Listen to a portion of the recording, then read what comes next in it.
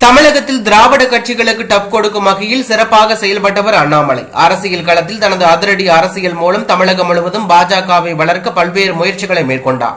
பொன் ராதாகிருஷ்ணன், தமிழிசை ஆகியோருக்கு அடுத்ததாக கட்சி பணியில் சிறப்பாக செயல்பட்டு இளைஞர்கள் மத்தியில் பாஜகவிற்கு இடத்தை உருவாக்கி முக்கிய காரணமாக அமைந்தவர் அண்ணாமலை. இவரது தலைமையின் கீழ் பாஜக நாடாளுமன்ற தேர்தலை சந்தித்தது. இந்த தேர்தலில் பாஜக தோல்வியை சந்தித்தாலும் பல தொகுதிகளில் அதிமுகவை விட அதிக வாக்குகளை பெற்றது. பிரதமர் மோடி, மத்திய அமைச்சர் அமித்ஷா ஆகியோரின் குட்புக்கில் இடம்பெற்றுள்ள அண்ணாமலை இங்கிலாந்தில் உள்ள ஆக்ஸ்போர்ட் பல்கலைக்கழகம் சர்வதேச அரசியல் என்ற தலைப்பில் நடத்தும் படிப்பில் படிப்பதற்காக நேற்றைய முன்தினம் நள்ளிரவு லண்டன் புறப்பட்டு சென்றார். இதன் காரணமாக சுமார் 4 மாதங்கள் தமிழகத்தில் பாஜக மாநில தலைவர் இல்லாத சூழல் உருவாகியுள்ளது. இதனையடுத்து தமிழகத்தில் அண்ணாமலைக்கு பதிலாக புதிய மாநில தலைவர் நியமிக்கப்பட இருப்பதாக தகவல் வெளியானது. அதன்படி வானதி ஸ்ரீனிவாசன், ஐநார் நாகேந்திரன், KD ராகவன், குஷ்பு ஆகியோரின் பெயர்கள் அடிபட்டது.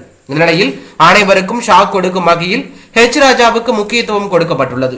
தேசிய பாஜக சார்பாக அறிவித்துள்ள ஒருங்கிணைப்பு குழுவானது பாஜக மூத்த தலைவர் ராஜா தலைமையில் சக்கரவர்த்தி, கனக சபாபதி, முருகானந்தம், ராமசீனிவாசன், சேகர் உட்பட 6 பேர் கொண்ட குழு அமைக்கப்பட்டுள்ளது.